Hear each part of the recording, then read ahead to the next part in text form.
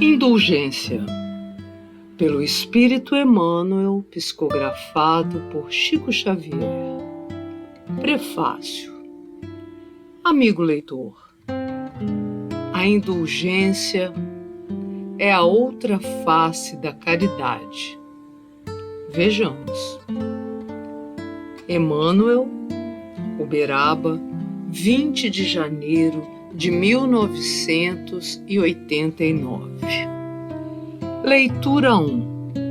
Indulgência.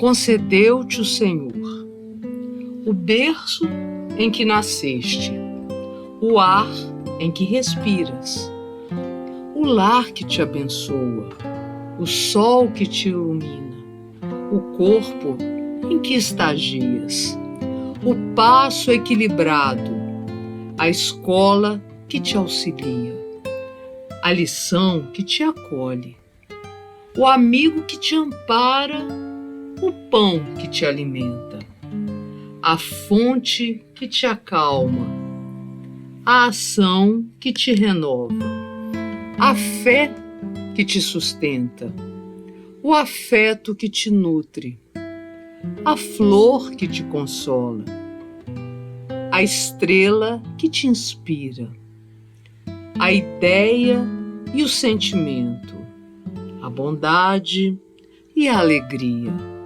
o trabalho e o repouso, a oração e a esperança. Ante a eterna indulgência com que o céu te acompanha, sê também complacente e usa a misericórdia para que a paz divina permaneça contigo à maneira de luz e te guarde hoje e sempre. Ainda que tudo te pareça na atualidade terrestre sombra e derrota, cadeia e desalento, ergue a Deus o teu coração em forma de prece e roga-lhe forças para fazer luz e confiança onde a treva e o desespero dominam. Porque, se ontem foi tempo de nossa morte na queda, hoje é o dia de nossa abençoada ressurreição. Leitura 2.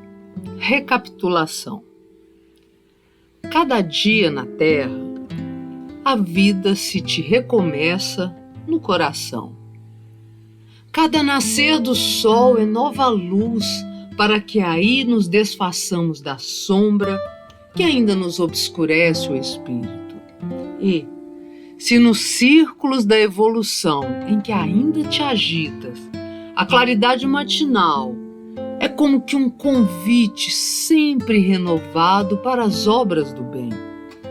A infinita bondade do céu te apagou a lembrança temporariamente, a fim de que o esquecimento te valorize a movimentação da consciência, sempre livre para escolher. Não te detenhas em dúvidas e incerteza.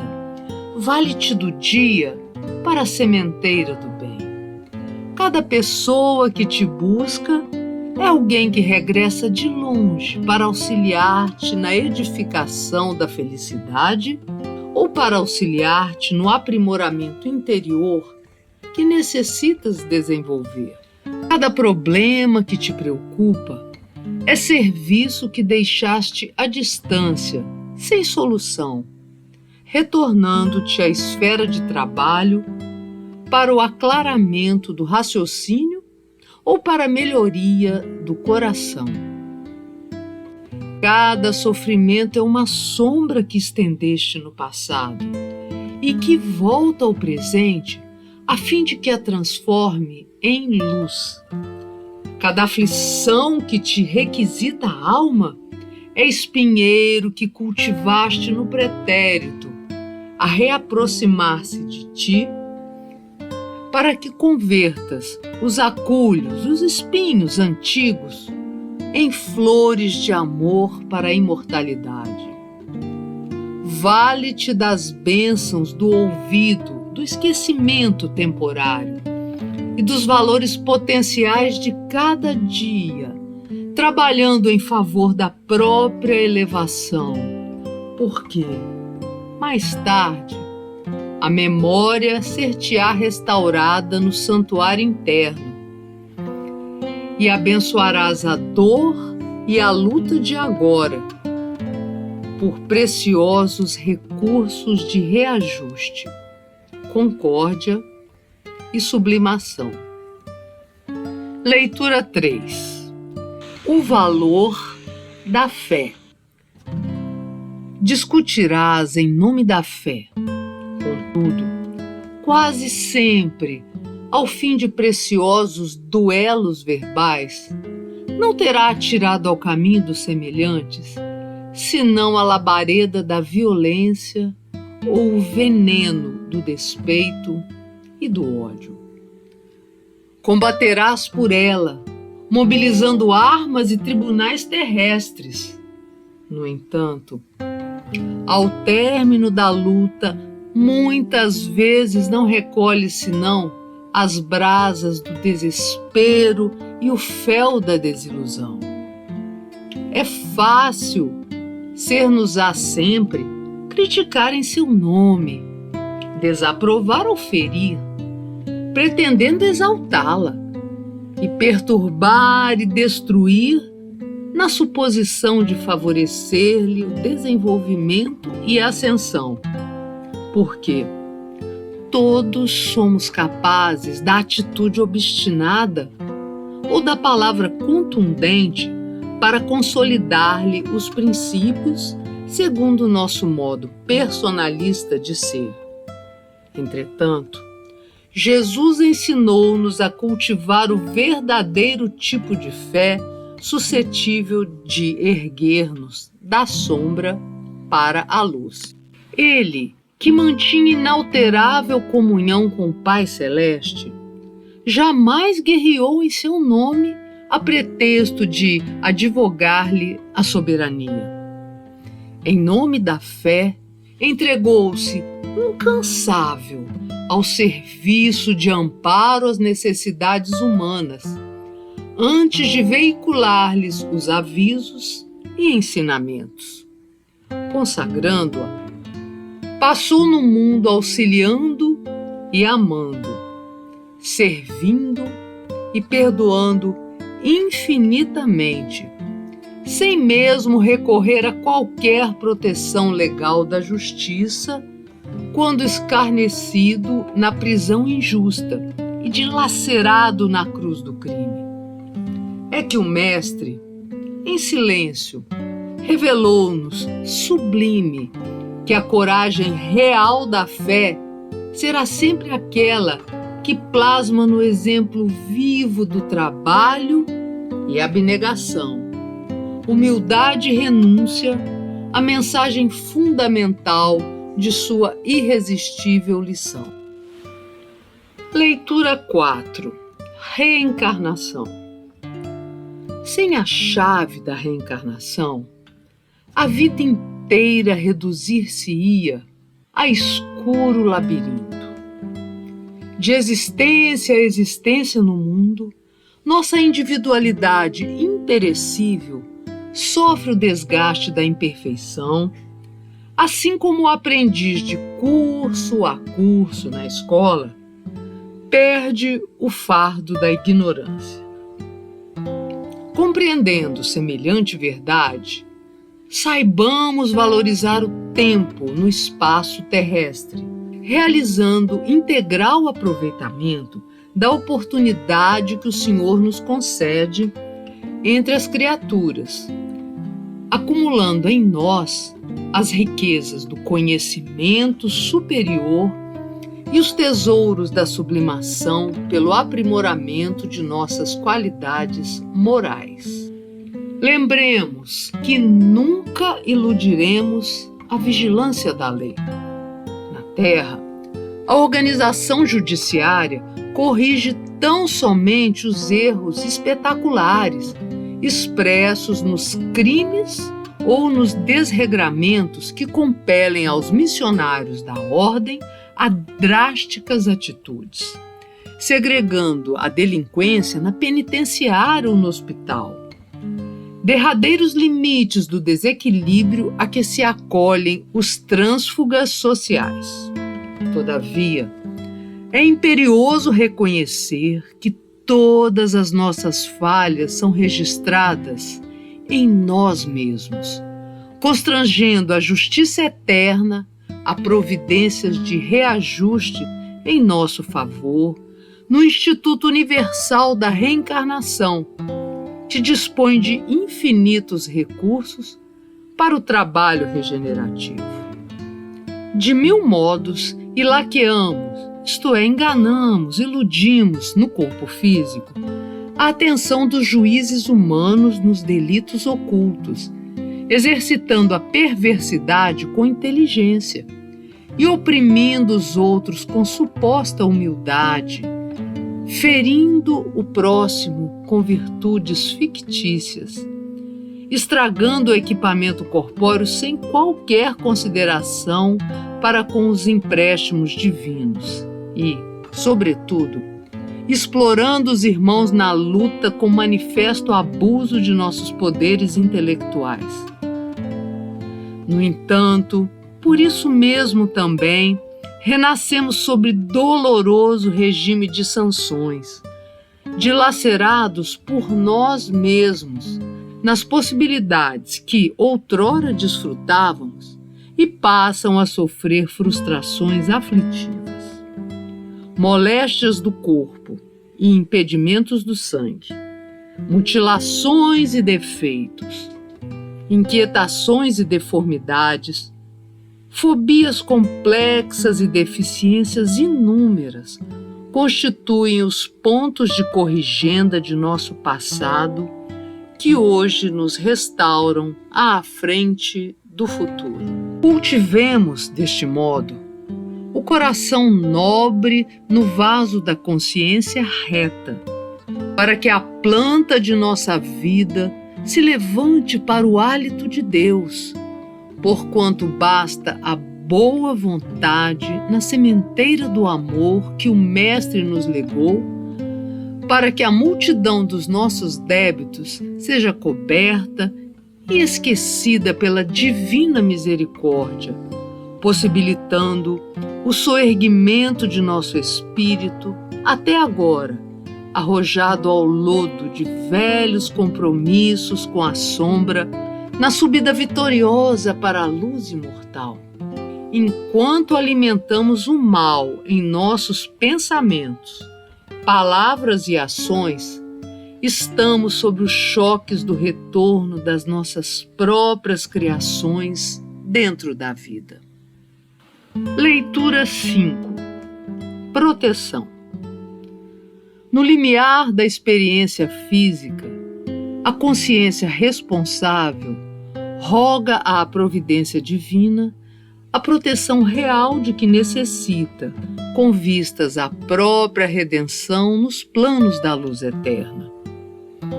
Há quem rogue a mudez para resgatar débitos contraídos no verbo desvairado. Há quem peça cegueira para recompor no campo íntimo a reflexão viciada. Surge quem pede a fealdade, isto é, a feiura, para não cair em velhas seduções da máscara transitória. Surge quem roga a mutilação para saldar dívidas clamorosas assumidas no mundo com a liberdade dos movimentos. Há quem suplica o infortúnio do corpo para corrigir os abusos da alma, e há quem reclama a pobreza para fugir às tentações do ouro em excesso. Entretanto, atravessada a porta do berço, a alma retorna às tendências antigas que lhe presidiram no passado a estranha felicidade da sombra e modifica os petitórios, exigindo reconforto e vantagens terrestres, e recusando o remédio que lhe poderia restituir a saúde espiritual. Se acordaste assim para a realidade, não relegues a cruz salvadora de tuas inibições à forma de desespero. Suporta as dificuldades com amor, na certeza de que a morte virá um dia aclarar-te o pensamento e devolver-te a visão. É natural, solicite socorro à infinita bondade. No entanto, não rogues serviço conforme a tua capacidade, mas sim capacidade segundo o serviço que te compete. Recorda que a dor, a luta, a enfermidade e o desencanto são instrutores da verdade que nos salvará soberana. Por isso, transportando contigo o madeiro, isto é, a cruz de tuas penas, pede ao Senhor ombros fortes para sustentá-lo, de vez que, qual aconteceu com o Divino Mestre, é dos braços de tua própria cruz que desferirás o voo divino à vitoriosa imortalidade. Leitura 6. Plantas e almas.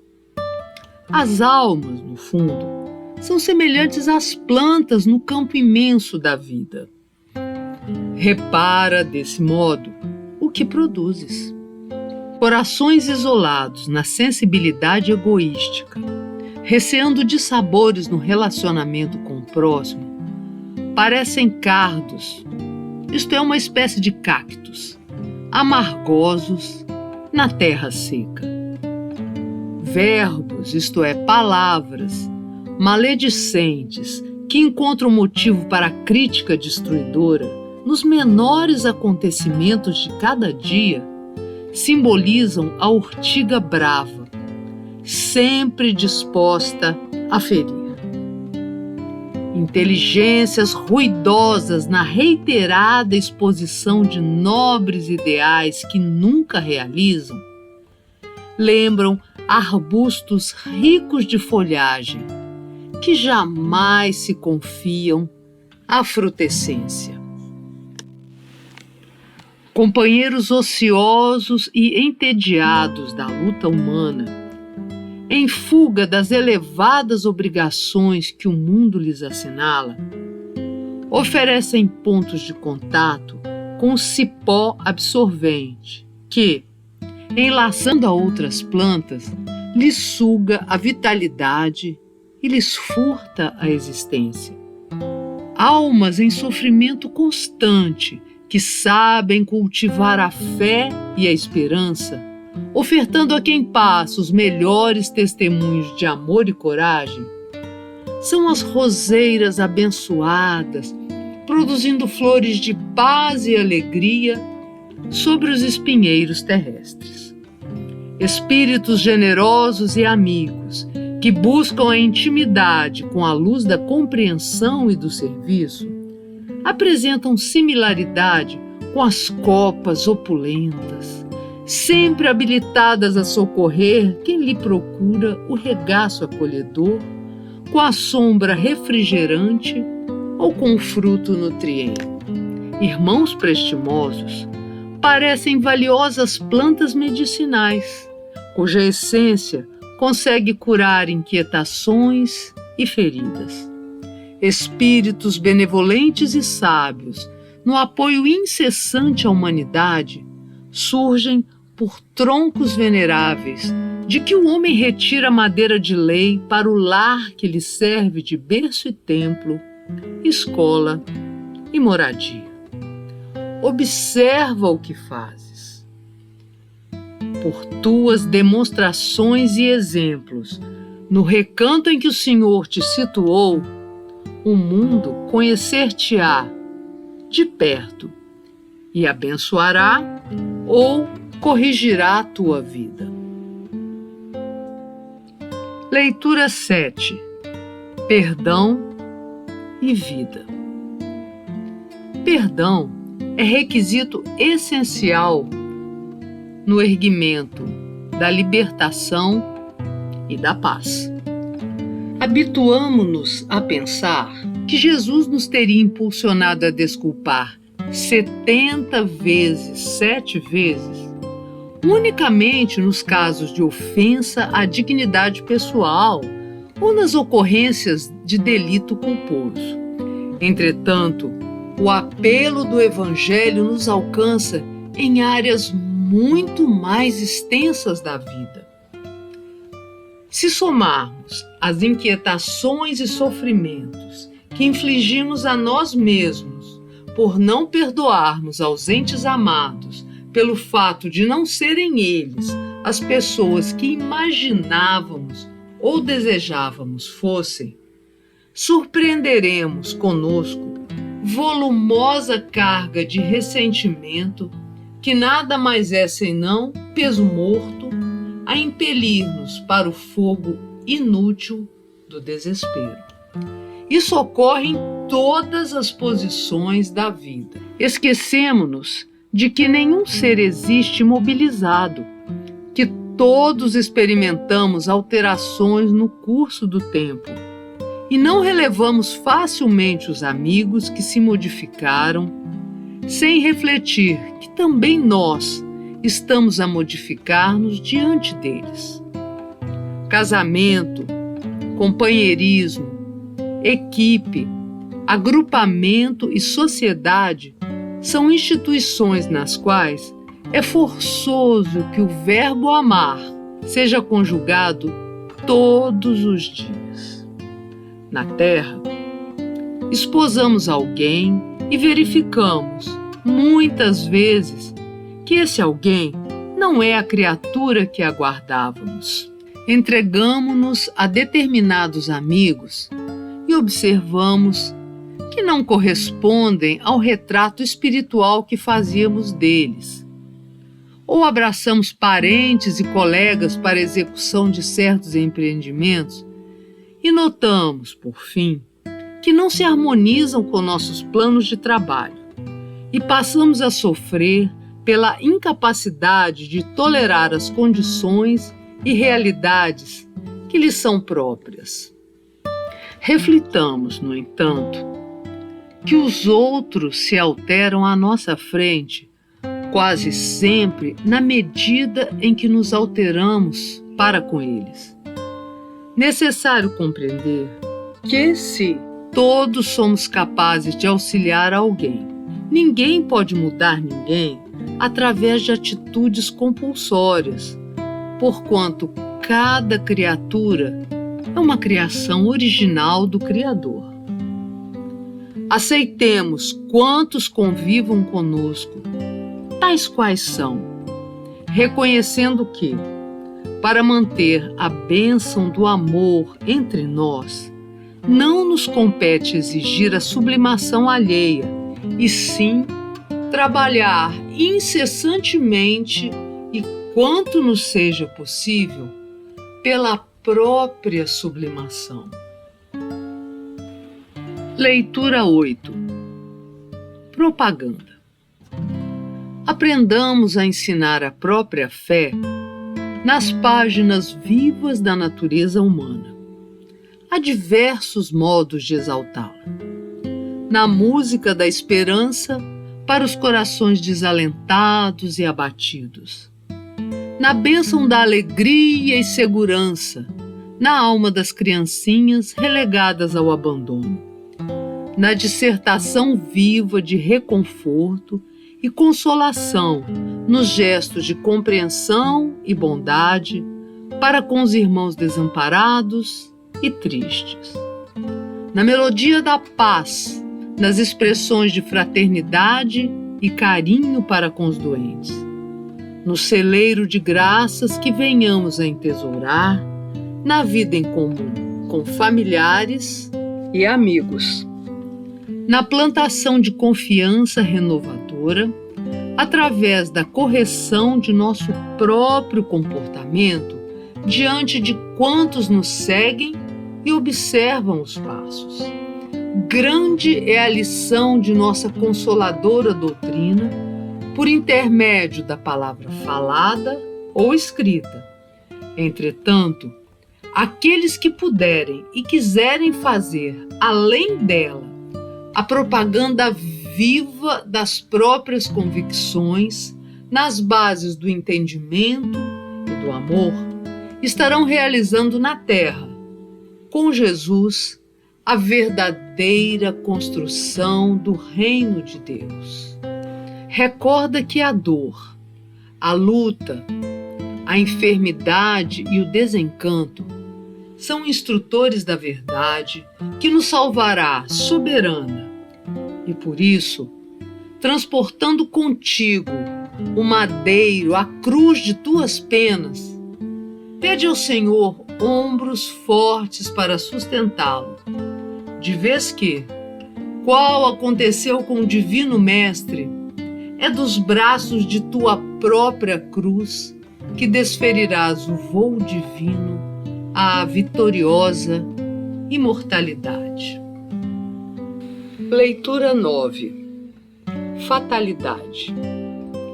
A fatalidade do mal é sempre uma criação devida a nós mesmos, gerando, em nosso prejuízo, a provação expiatória, em torno da qual passamos compulsoriamente a gravitar. Semelhante afirmativa dispensa qualquer discussão filosófica pela simplicidade com que será justo averiguar-lhe o acerto nas mais comezinhas atividades da vida comum. Uma conta esposada naturalmente é um laço moral tecido pelo devedor à frente do credor, impondo-lhe a obrigação do resgate. Um templo doméstico entregue ao lixo sistemático transformar-se-á, com certeza, num depósito de micróbios e detritos, determinando a multiplicação de núcleos infecciosos, de enfermidade e morte. Um campo confiado ao império da erva daninha converter-se-á, sem dúvida, na moradia de vermes insaciáveis, compelindo o lavrador a maior sacrifício na recuperação oportuna. Assim ocorre em nosso esforço cotidiano. Não precisamos remontar a existências passadas para sondar a nossa cultura de desequilíbrio e sofrimento. Auscultemos nossa peregrinação de cada dia. Em cada passo, quando marchamos no mundo ao sabor do egoísmo e da invigilância, geramos nos companheiros de experiências as mais difíceis posições morais contra nós. Aqui é a nossa preguiça atraindo em nosso desfavor a indiferença dos missionários do trabalho.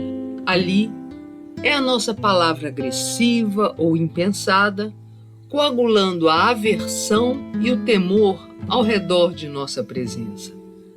Acolá é o gesto de incompreensão, provocando a tristeza e o desânimo nos corações interessados em nosso progresso. E, mais além, é a própria inconstância no bem, sintonizando-nos com os agentes do mal. Lembremo-nos de que os efeitos se expressarão segundo as causas e alteremos o jogo das circunstâncias em nossa luta evolutiva, desenvolvendo conosco e em torno de nós mais elevada plantação de amor e serviço, devotamento e boa vontade. Acharás o que procuras, disse-nos o Senhor. E, em cada instante de nossa vida, estamos recolhendo o que semeamos. Dependendo da nossa sementeira de hoje, a colheita melhor de amanhã. Moléstias do corpo, impedimentos do sangue, mutilações e defeitos, inquietações e deformidades, fobias complexas e deficiências inúmeras constituem pontos de corrigenda do nosso passado que hoje nos restauram à frente do futuro. Leitura 10. O melhor esforço. Todos buscamos, em nossa fé, o dom de servir a Deus. Entretanto, a cada passo ante a nossa bagagem de sombra, reconhecemos quão difícil se faz a concretização de nossos desejos, porquanto o nosso repertório de possibilidades guarda somente valores fragmentários e virtudes inexpressivas que tremem e desaparecem à maneira de chama frágil que bruxuleia e se apaga ao primeiro golpe de vento. Nossa fé, quase sempre, não passa de vaga confiança entre a firmeza e a indecisão, fanando-se, isto é, murchando, apressada, nos dias de temporal. Nossa paciência é carinho confinado ao círculo doméstico, tolerando os mais caros e desmandando-se em frases rudes à menor aproximação daqueles que não veem o mundo por nossos pontos de vista.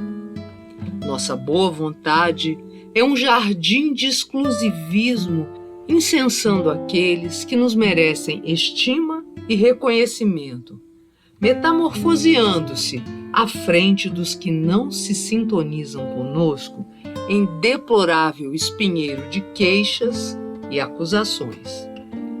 Nosso amor, habitualmente, é simples capricho sentimental, acomodando-se com os irmãos de nossa simpatia, de vez que o adversário é invariavelmente o ponto nevrálgico, primordial, de nossa irascibilidade, ou seja, cólera, aspereza, arrancando-nos das promessas sublimes para a cova sombria da maledicência e da aversão.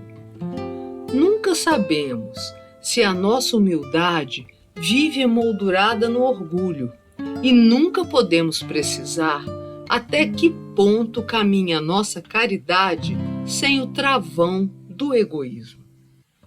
Assim, se buscamos uma atitude que nos torne agradáveis ao céu, integremo-nos na atividade incessante do bem, porque, servindo e aprendendo sem repousar, não dispomos de tempo para o culto às nossas próprias fraquezas. Consagremo-nos à tarefa que é nossa, melhorando-nos cada dia e, entre a renúncia aos nossos desejos e o serviço incansável aos nossos semelhantes, descobriremos em nós mesmos a inexprimível felicidade de quem encontrou na vida o esforço mais nobre e agradável a Deus. Leitura 11. Inimigo real. Geralmente, todos os nossos adversários, no fundo, são nossos instrutores.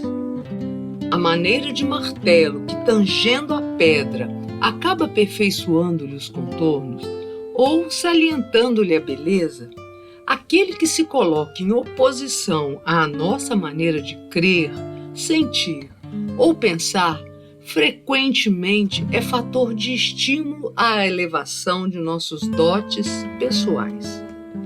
O invejoso invariavelmente ensina-nos a prudência. O despeitado nos induz ao aprimoramento próprio.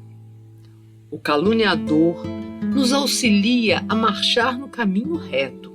E o perseguidor gratuito nos auxilia a perseverar no bem. Assim, então, se um inimigo poderoso devemos identificar junto de nós na estrada do mundo, inimiga que nos arma as piores ciladas e nos constrange a cair nas mais escuras armadilhas do remorso e da dor. Esse é o nosso próprio eu, adversário terrível de nossa verdadeira felicidade, sempre imantado à concha de sombras em que se refugia, sob as paredes da indiferença. Combatamos a nós mesmos cada dia, em nome do bem que abraçamos. Não vale afirmar sem exemplo, nem sonhar sem trabalho.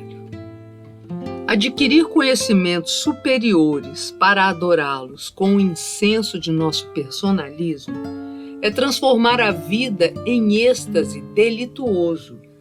Quando a terra nos pede rendimento de esforço para a obra do bem divino, guerreemos o inimigo que se oculta, armado de astúcias mil, na fortaleza de nossa animalidade multissecular, dando caça às suas manifestações de inferioridade, com os dissolventes da compreensão, do trabalho, da bondade e do amor, e asfixiando-lhe o ignominioso comando que tantas vezes nos tem arrojado aos despenhadeiros do crime das reparações dolorosas, ouçamos, nas torres de nossa alma, a voz do Cristo, único mentor capaz de conduzir-nos à bênção íntima da imperecível libertação.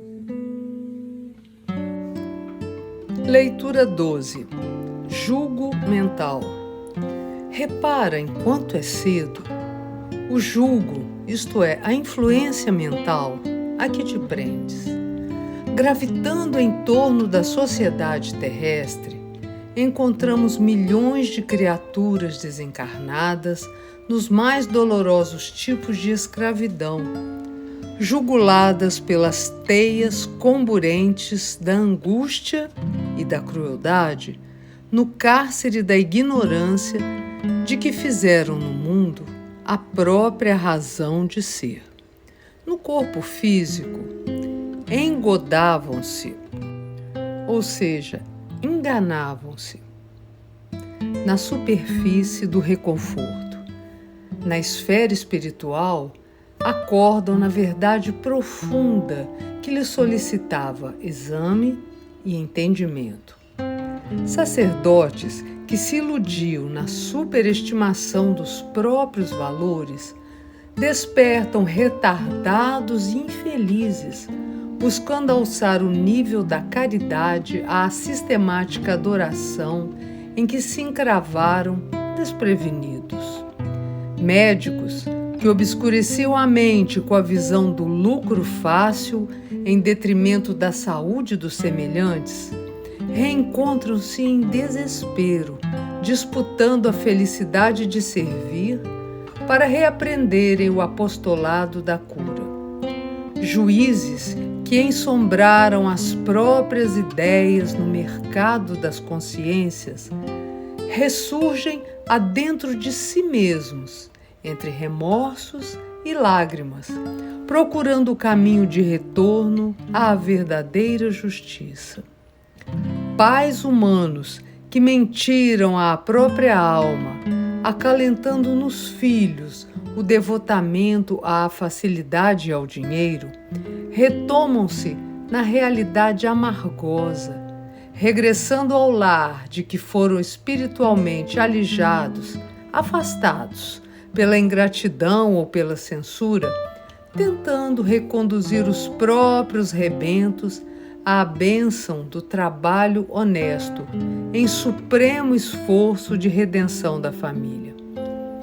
Mulheres notáveis pela inteligência e pelas virtudes domésticas, que enevoaram os sentimentos com a deserção da maternidade sublime, choram as oportunidades perdidas, buscando missões de dor e sacrifício ao pé de criancinhas desesperadas, através de renúncias dilacerantes. Se procuras assim o clima da vida eterna, ao sol da nova revelação, oferece teus ombros ao jugo do Cristo, entre as obrigações que a fé preceitua no caminho do bem incondicional e constante. Porque a existência na terra é também empréstimo do céu, com receita e despesa, compromisso e pagamento. E apenas sob a cruz leve do nosso dever para com Jesus, agora é que evitaremos a cruz asfixiante e destruidora que as paixões desgovernadas talharão para o nosso espírito no tempo atormentado que virá fatalmente depois. Leitura 13. Justiça e amor. Enquanto alimentamos o mal em nossos pensamentos, palavras e ações, estamos sob os choques de retorno das nossas próprias criações dentro da vida. As dores que recebemos são a colheita dos espinhos que arremessamos. Agora ou amanhã, recolheremos sempre o fruto vivo de nossa sementeira.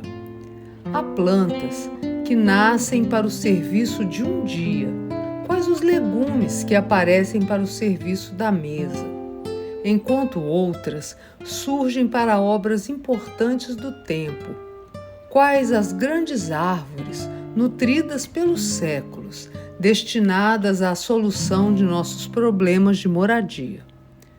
Assim também, praticamos atos cujos reflexos nos atingem de imediato e mobilizamos outros, cujos efeitos nos alcançarão no campo do grande futuro. Em razão disso, enquanto falhamos para com as leis que nos regem, estamos sujeitos ao tacão da justiça. Só o amor é bastante forte para libertar-nos do cativeiro de nossos delitos. A justiça edifica a penitenciária. O amor levanta a escola. A justiça tece o grilhão. O amor traz a bênção. Quem fere a outrem encarcera-se nas consequências lamentáveis da própria atitude. Quem auxilia adquire o tesouro das simpatias. Quem perdoa eleva-se. Quem se vinga desce aos despenhadeiros da sombra. Tudo é fácil para aquele que cultiva a verdadeira fraternidade, porque o amor pensa, fala e age, estabelecendo o caminho em que se arrojará livre e feliz à alegria da vida eterna. Quem deseje, pois, avançar para a luz, aprenda a desculpar infinitamente, porque o céu da liberdade ou o inferno da condenação residem na intimidade de nossa própria consciência. Por isso mesmo, o Mestre Divino ensinou-nos a pedir na oração dominical: Pai, perdoa as nossas dívidas, assim como devemos perdoar aos nossos devedores. Leitura 14. Ver. A visão não é exclusivamente dos olhos. Refletir é ver com a consciência. Imaginar é ver com o sentimento. Calcular é ver com o raciocínio. Recordar é ver com a memória. Por isso mesmo, a visão é propriedade vasta e complexa do espírito, que se amplia e se enriquece constantemente à medida que poderes e emoções se nos desenvolvem e aperfeiçoam. Quem deseje realizar aquisições psíquicas de clarividência com proveito nos celeiros da vida, ilumine o próprio coração isto é, o sentimento, a fim de que o entendimento, em se exteriorizando através de nossos sentidos, nos regenere o mundo interior, reajustando-nos o idealismo e equilibrando-nos os desejos na direção do bem infinito. Quem procura o lado melhor dos acontecimentos, a parte mais nobre das pessoas e a expressão mais útil das coisas, está conquistando preciosos acréscimos da visão espiritual. Enquanto nos confiamos às paixões perturbadoras, tateando nas trevas do egoísmo ou do ódio, varando o gelo da indiferença, atravessando o incêndio da incompreensão e do desvario, ou vencendo os pântanos do desregramento e da intemperança, não podemos senão ver superficialmente os problemas inquietantes e dolorosos que à terra se ajustam. Façamos luz no espírito e conseguiremos descobrir os horizontes da própria imortalidade. Todos enxergam alguma coisa na vida comum. Entretanto, raros sabem ver. Ajustemo-nos aos princípios do vidente divino, que soube contemplar as necessidades humanas com amor e perdão, do alto da cruz. E, por certo, começaremos, desde agora, a penetrar na claridade sublime de nossa própria ressurreição. Leitura 15. Variações sobre a caridade. Caridade que anuncia os próprios méritos é serviço ameaçado pela vaidade. Caridade que auxilia para furtar-se às obrigações do trabalho é inclinação à preguiça. Caridade que se expressa para dominar o pensamento e a conduta dos outros é tirania de espírito. Caridade que pede remuneração é fonte poluída pelo fel da exigência. Caridade que ampara, com o objetivo de mostrar-se superior, é fruto isolado em espinheiros do orgulho. Caridade que dá para receber é bondade com propósitos subalternos. Caridade limitada aos familiares e amigos é tisnada, manchada de paixão. Caridade que socorre e não perdoa é uma porta de ouro para a introdução à crueldade. Caridade com repetidas lamentações é caminho para o desânimo. Caridade que beneficia, desesperando, é inquietação e impaciência. A caridade legítima jamais aparece concorrendo aos tributos da gratidão. Nunca reclama, não se ensoberbece, não persegue, não se lastima, não odeia e nunca desencoraja a ninguém. Se desejamos caminhar em companhia da divina virtude, cultivemo-la em silêncio, no coração, à maneira do herói do amor infinito que, para revelar-nos a caridade pura, entregou-se confiante à vontade de Deus pela morte na cruz. Leitura 16. Pela boca. Aquilo que sai da boca, diz-nos o Evangelho, precisa merecer-nos tratamento especial. As viandas, isto é, as refeições, com que o homem muitas vezes ameaça a própria saúde, prejudicam apenas a ele mesmo, quando a frase contundente ou o grito de cólera podem alcançar toda uma assembleia de corações, determinando enfermidade e desequilíbrio.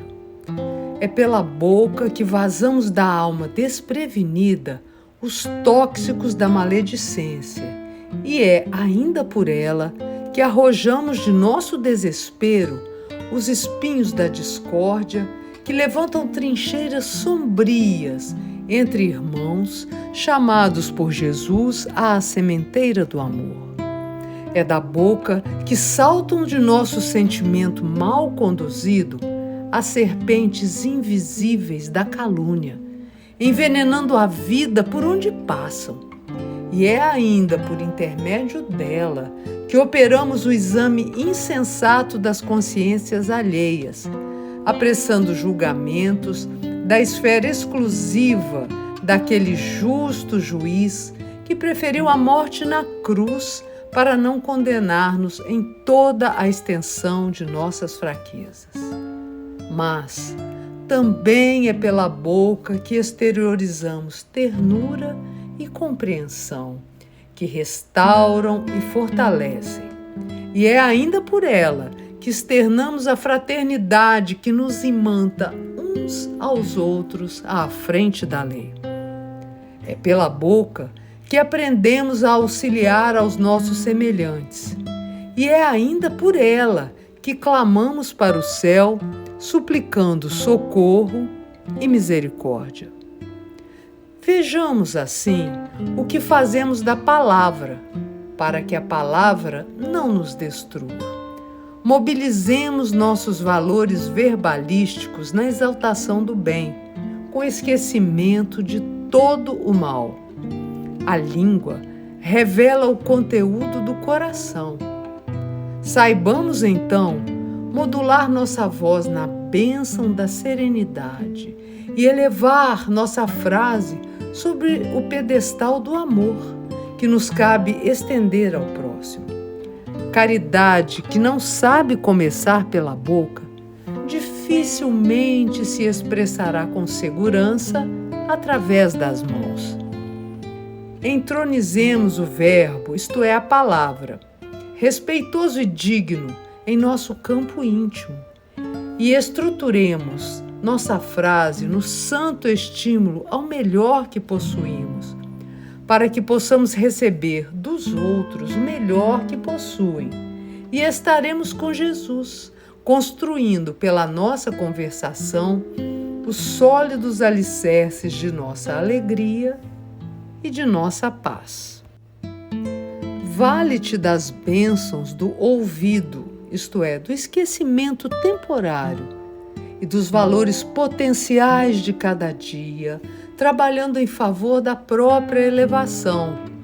Porque, mais tarde, a memória ser-te-á restaurada no santuário interno, e abençoarás a dor e a luta de agora por preciosos recursos de reajuste, concórdia e sublimação. Leitura 17. Pensamento cristão. O mundo é a materialização do pensamento divino, e a natureza é o trono da sabedoria sem palavras, em que as leis do Senhor se manifestam. Nós, criaturas do Eterno Pai, filhos de sua inteligência e do seu amor, somos igualmente co-criadores no princípio inalienável da herança e, por isso mesmo, o pensamento que alimentamos é força viva e aglutinante a modelar-nos o destino. Antes da energia subatômica, possuímos o mundo das unidades força, em que as linhas imponderáveis da criação espiritual se movimentam, precedendo a química celular e tecendo os fios sublimes da origem de nossas experiências. Até agora, considerando a atualidade do cristianismo, embora quase 20 séculos que se assinalem o berço, pensávamos em termos de violência na disputa dos bens transitórios de nossa temporária residência na Terra. Até hoje, cultuamos o poder da astúcia, categorizando-nos por exaltação do raciocínio, e entronizamos a crueldade prestigiada de louros, interpretando os triunfos sanguinolentos do mundo à conta de inarredável soberania. Jesus, porém, veio renovar-nos a vida mental, oferecendo-nos o verdadeiro caminho de ascensão à imortalidade redentora. Auxilia a quem te persegue. Ora por aqueles que te caluniam. Dá sem esperar retribuição. Perdoa 70 vezes 7 vezes. A quem te pedir a capa, oferece também a túnica. Segue 2000 passos com o irmão que te roga a caminhada de 1000.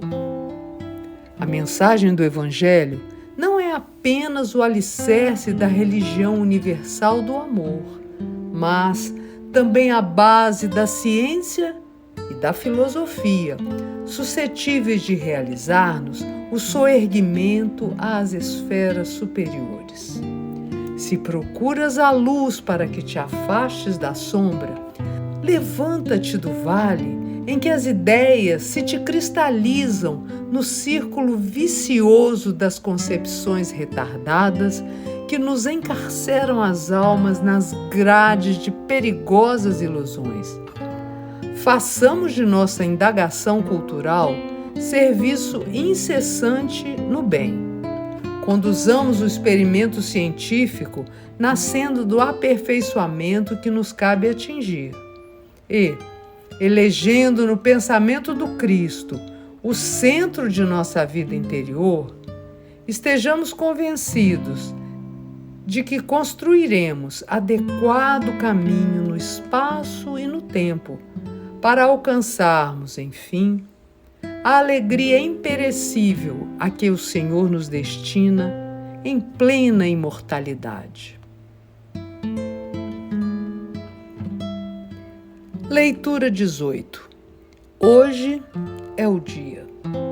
Ainda que te encontres inteiramente penhorado à justiça, à face dos débitos em que te resvalaste até ontem, lembra-te de que o amor infinito do Pai Celestial te concede a bênção do hoje, para que possas solver e renovar.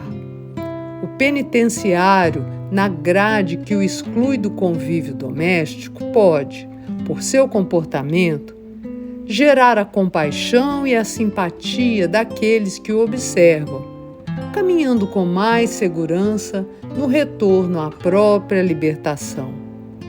O enfermo algemado ao catre do infortúnio, pelo respeito com que recebe os desígnios divinos, pode amealhar preciosos valores em auxílio e cooperação em favor da própria tranquilidade. E ambos, o prisioneiro e o doente, no esforço da reconquista, pela nobreza com que recolhem as dores das próprias culpas, estendem a outras almas os benefícios que já entesouraram. Recorda, assim, que o dia de melhorar é este mesmo em que nos achamos, uns à frente dos outros, respirando o mesmo clima de regeneração e de luta. Nem ontem, nem amanhã, mas agora. Agora é o momento de levantar os caídos e os tristes e de amparar os que padecem o frio da adversidade e a tortura da expiação.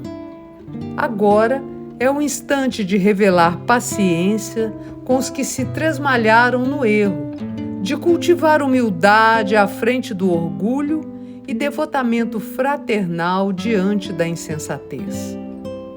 Ainda que tudo te pareça na atualidade terrestre sombra e derrota, cadeia e desalento, ergue a Deus o teu coração em forma de prece e roga-lhe forças para fazer luz e confiança onde a treva e o desespero dominam. Porque se ontem foi o tempo de nossa morte na queda, hoje é o dia de nossa abençoada ressurreição. Leitura 19. Fórmulas do progresso. As criaturas humanas autênticas, que ainda não atingiram elevados graus de virtudes e nem mais se comprazem nas faixas dos sentimentos primitivistas, frequentemente esbarram com indagações complexas de si para si mesmas. Como adquirir a tranquilidade perfeita se não são anjos? E como evitar a permanência em desequilíbrio se já não querem viver sob o império dos instintos desenfreados? Aí é forçoso entre em função o nosso próprio senso de aspirantes à vida superior. Não existe alma que não haja, algum dia, experimentado hesitações, deficiências, enganos ou faltas na escola. E toda elevação do aprendiz em qualquer educandário resulta de menos erros e mais acertos nas experiências e lições que lhe cabem, a serem verificados em testes múltiplos que se sucederão uns aos outros. Nesse critério, não há motivos para qualquer de nós cair em desânimo ou adotar a desistência no trabalho da ascensão espiritual. Hoje teremos colaborado menos no serviço do bem. No entanto, reconhecendo isso, amanhã ser-nos-á possível fazer mais. Notei que ontem se me fez maior a intemperança mental diante dos outros, mas, observando semelhante deficiência, posso hoje retificar-me e ser menos agressivo à frente dos meus irmãos de experiência e caminho. Agora terá sido o momento que menos me decidi a praticar ponderação. Entretanto, sabendo isso, devo, na primeira oportunidade, agir segundo os preceitos do equilíbrio, conforme os princípios do respeito mútuo que me compete observar. Encerrei a semana passada em condições deficitárias na execução dos meus compromissos de ordem geral. No entanto, anotando essa falha, na semana presente, posso aplicar muito mais atividade à desincumbência dos meus próprios encargos a meu próprio benefício. Na senda da evolução, é preciso efetivamente aceitar-nos imperfeitos, tais quais somos, mas é igualmente necessário não parar simplesmente nisso e melhorar-nos constantemente, aprendendo e estudando, trabalhando e servindo sob a fórmula do progresso. Errar menos para acertar sempre mais. Leitura 20. Evangelho em casa. Quando puderes, mantém-te no grupo doméstico do Evangelho. A grande lavoura, no campo enorme, não prescinde do viveiro minúsculo para as sementes. Os homens que fulguram nos cenáculos da fama precisam do pequenino espaço de um lar em que se refaçam para a luta. A ascensão da cultura exige o incessante intercâmbio com o livro. Assim também a obra da espiritualidade em nossa vida. Indiscutivelmente, podemos partilhar o serviço precioso das doutrinações espetaculares, integrando a equipe dos pregadores ou a assembleia dos ouvintes. Mas não podemos dispensar a fonte oculta do estímulo à compreensão e à fraternidade entre os corações mais extremamente afinados com o nosso. O culto público da fé religiosa é o mostruário brilhante do conhecimento e da educação, mas o culto em casa é laboriosa oficina de aperfeiçoamento do caráter, na qual perdemos antigas e contundentes arestas, melhorando-nos em espírito uns à frente dos outros. Atendamos, assim, ao grupo familiar do Evangelho que nos corrige atitudes e elimina defeitos, auxiliando-nos a atrair entidades amigas do bem e a conquistar os valores da simpatia, que constituem os alicerces da nossa verdadeira felicidade. No templo da fé pública, instruirás o raciocínio. Na igreja em casa, elevarás o sentimento. No santuário da praça, o mestre nos fala à inteligência, mas no altar doméstico, o Senhor nos fala ao coração.